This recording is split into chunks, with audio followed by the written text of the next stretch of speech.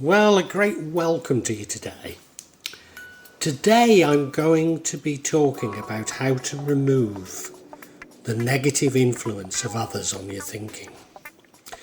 In particular, I'm looking at very serious attacks, either from the evil eye or from black magic.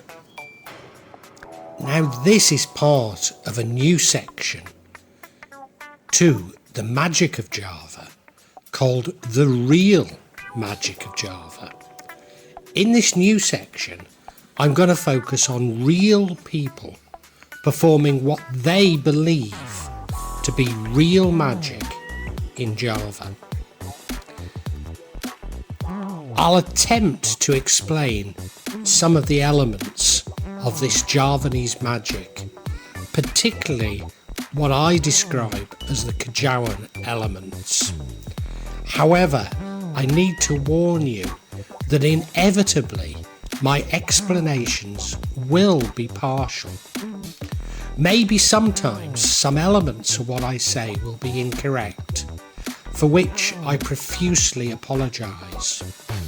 But this reflects the oral tradition of magic in Java, the mystery, and at times, I have to admit, subterfuge surrounding the practice of magic in Java.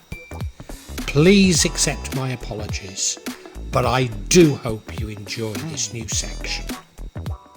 Now, when I'm helping other people, especially those that I perhaps don't have physical contact with, people who contact me as a result of this site, or other things I have on the internet. And they immediately assume that the problems that they describe to me have been sent by others. And they're looking for me to punish those others.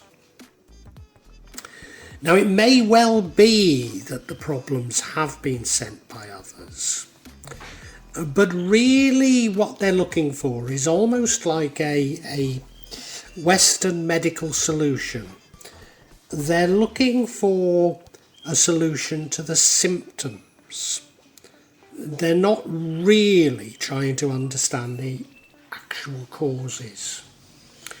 Now, I think it's a result of social media, the internet, particularly mobile phones, which I see as scrying mirrors.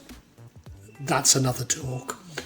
But people are becoming so incredibly controlling and impatient. They want control over their universe, and they expect results now. But it's a little bit like shopping for magic in a supermarket.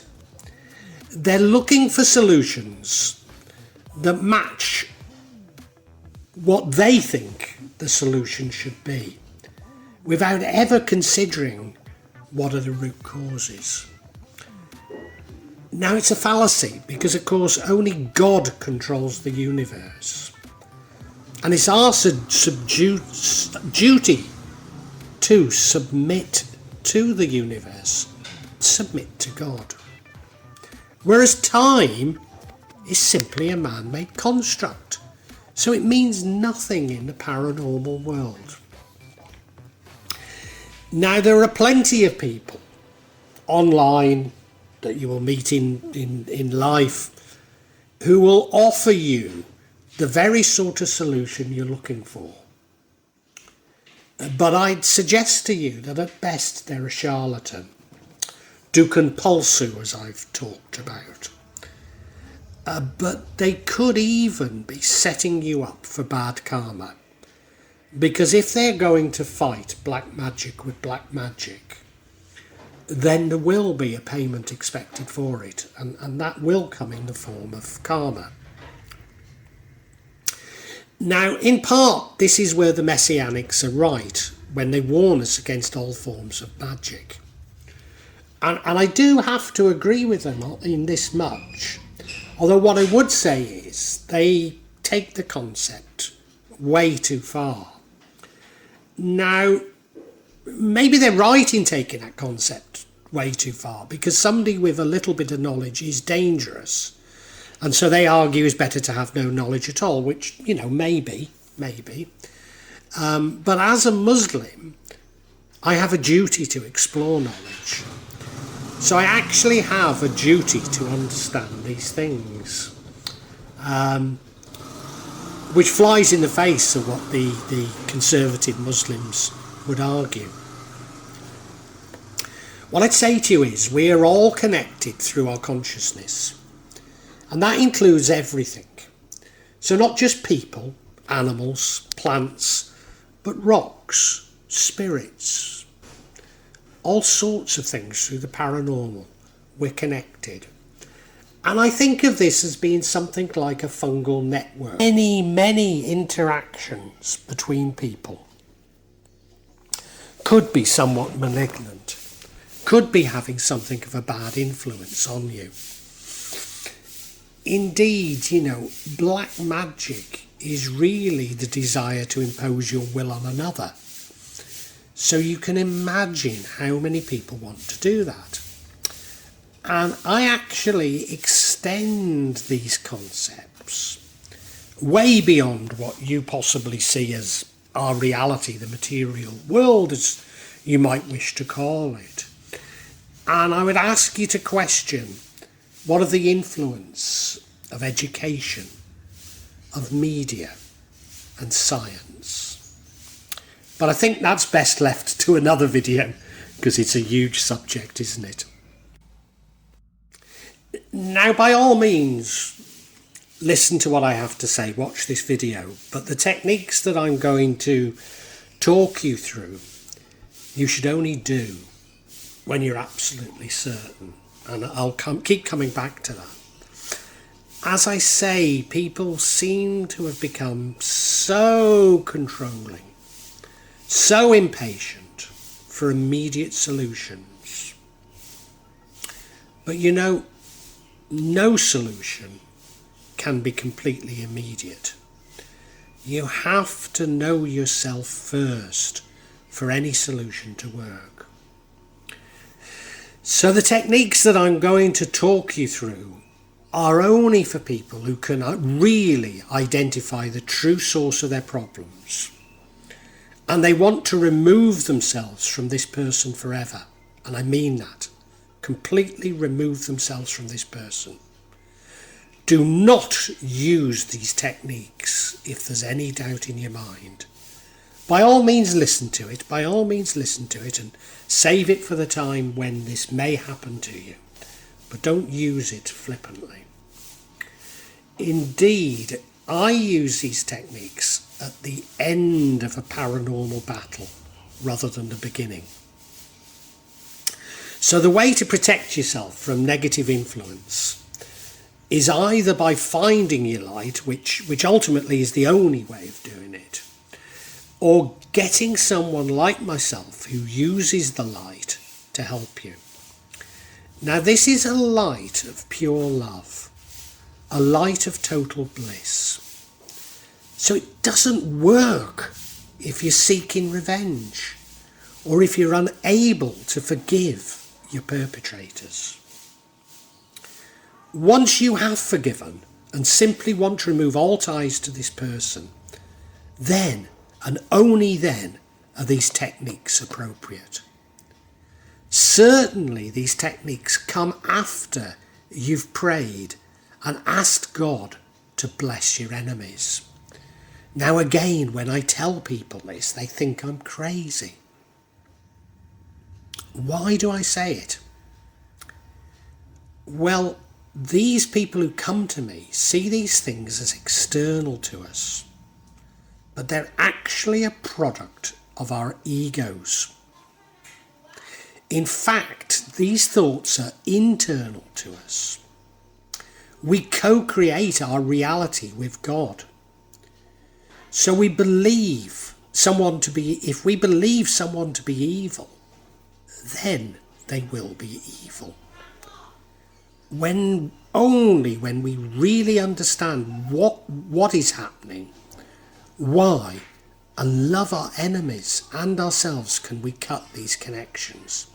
How do I do that? I don't mean cutting the connections. How do I begin to love my enemies? And that is through my daily jihad of exploring my internal good and evil. Now, at some time, I'm going to have to explain to you my concept of avatars. But for now, it's enough to understand that evil in others only reflects your own evil. And you cannot move on until you recognise and address the evil within yourself. Again, this is my daily jihad. This may take years. It may take an entire lifetime. If you believe in reincarnation, it may take many lifetimes. So these techniques that I'm going to describe are not to be taken lightly. Furthermore, I'd say to you, this procedure is not essential. If you find the light, nothing else matters. You could see this, if you like, as a ceremony, a bit of ceremonial magic, even though I'm not known for that. But it's something of a ceremony to help you finally let go. You could even see it as a ceremony that's what can I say? That's like a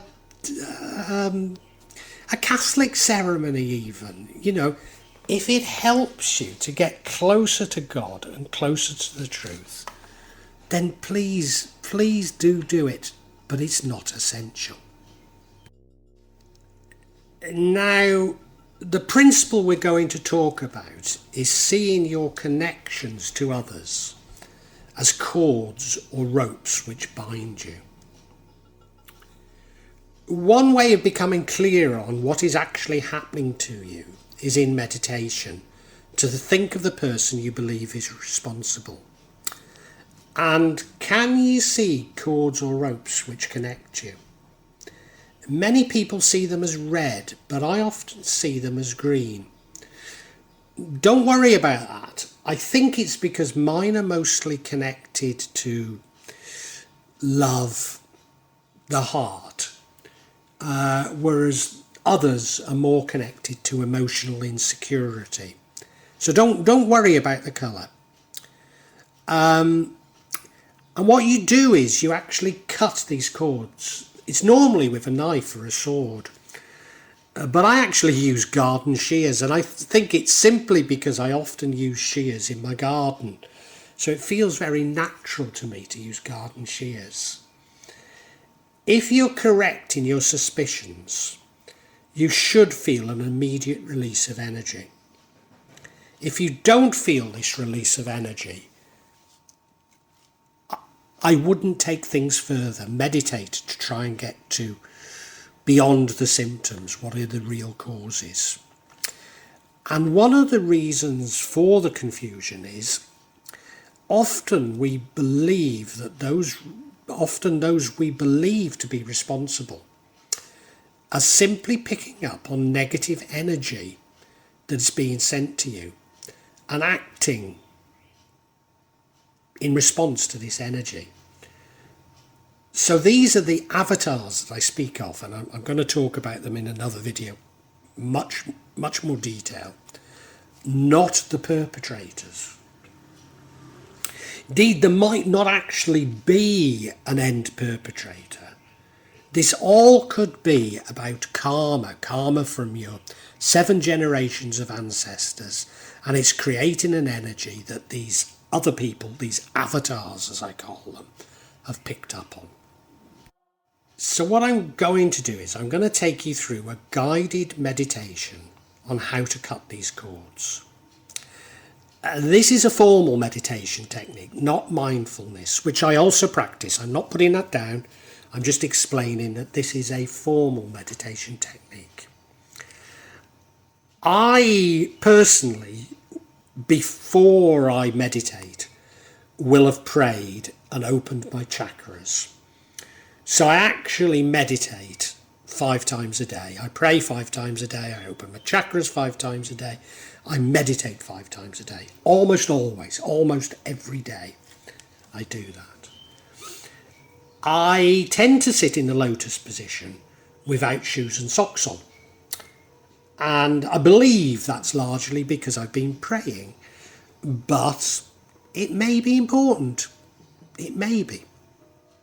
But what I'd say is whatever makes you feel comfortable. We're going to go through this guided meditation now. So either pause or come back to it if you're not ready yet. First of all, I need you to find a place that is quiet. You can't eradicate all noise, don't worry, but somewhere that's quiet as you can and that you're comfortable in. You can sit yourself in your favourite armchair. You could do as I do and sit in a lotus position if you don't feel too much of a berk. Or you could lie down. I often do this lying down. And I sometimes fall asleep. Doesn't do me any good, but I sometimes fall asleep. If you do, don't worry, just repeat it. Okay, are you comfortable now? Please be aware of your surroundings. Listen to the noises. What are they? But slowly, just be aware of them. Almost like they're a background music to you.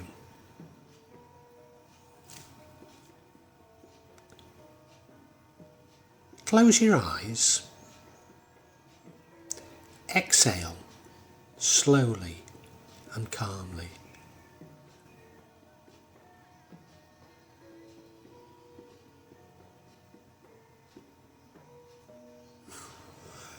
Now inhale slowly and calmly. Feel your stomach swollen like a pregnant woman. Hold your breath.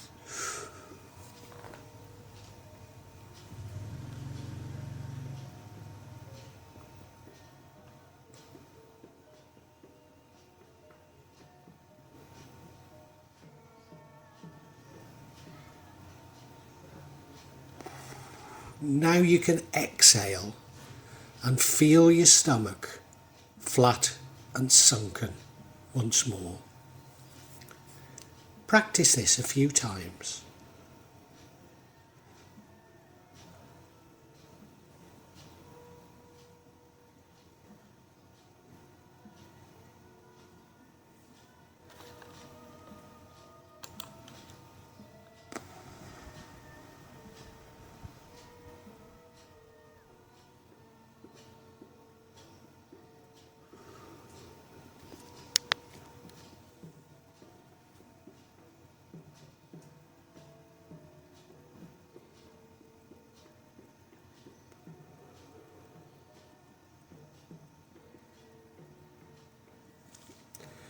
Can you hear yourself breathing?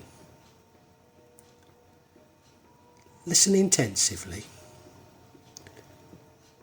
Maybe even focus your mind on God. Keep breathing and being aware of your breathing.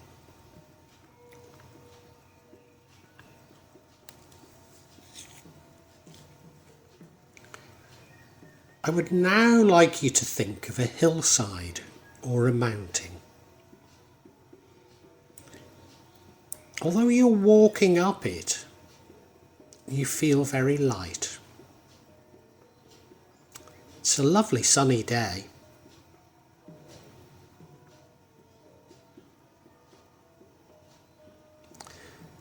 Look at the path ahead. Can you see the mountain top?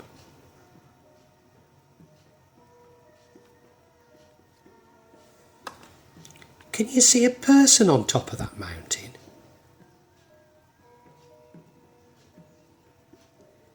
Is that the person you want to remove your connections with?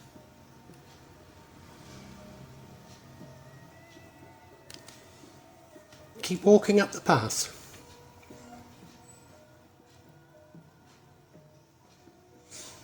Are you near the summit now?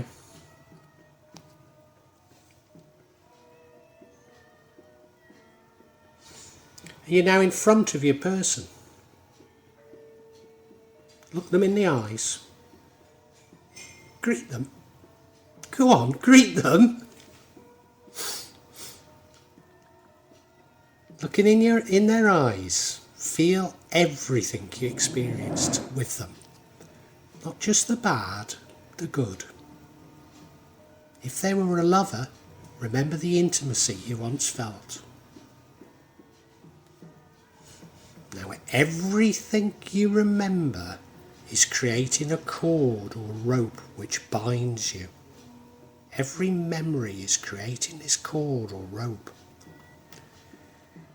Keep remembering, and with every memory there's a new connection.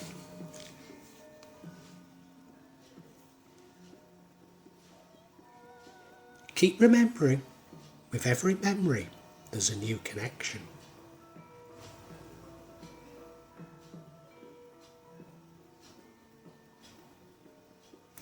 Keep remembering, and with every memory there's a new connection.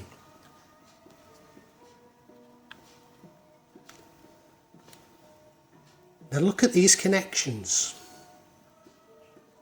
Connections between your feet. Connections between your spines or genitals.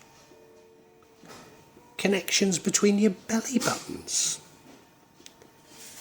Connections between your stomachs. Connections between your hearts, between your throats, between your eyes and forehead, between your heads. Now I want you to cut these connections with a sword, with a knife, scissors, or even shears, it doesn't matter, but you must cut them all. Cut them between your feet, between your spines or genitals, between your belly buttons, between your stomachs, between your hearts, between your throats, between your eyes, between your heads. Have you got them all? Are there some more? Keep cutting. If there's any others, just keep cutting. Keep going. Once you've cut them all, let go of this person. Watch them losing energy.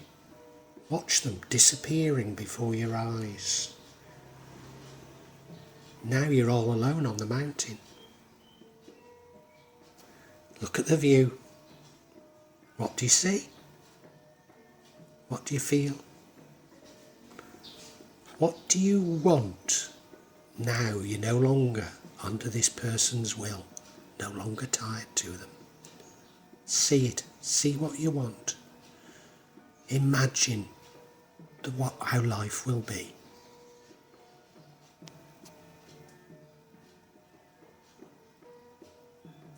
Okay, you can start to come down the mountain now.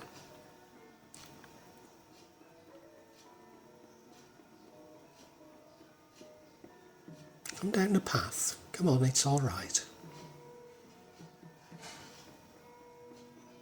Now you're down. Breathe in. Breathe out. Open your eyes.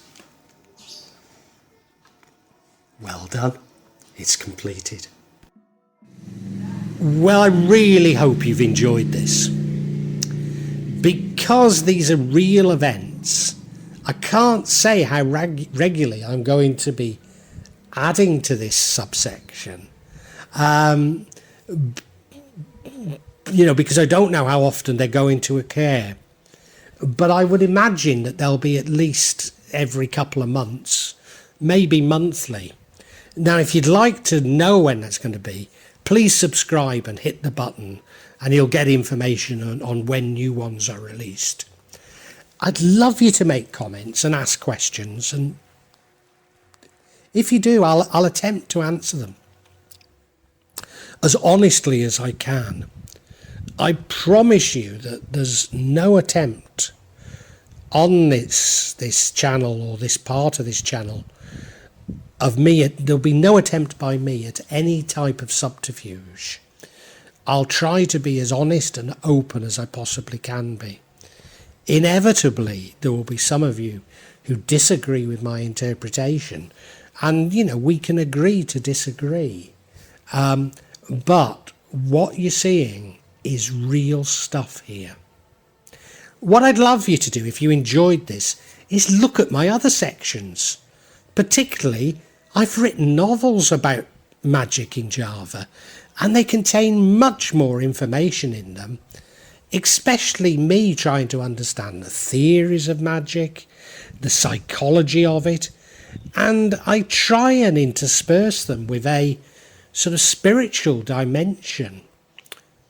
Anyway, thank you so much for watching, and God bless you.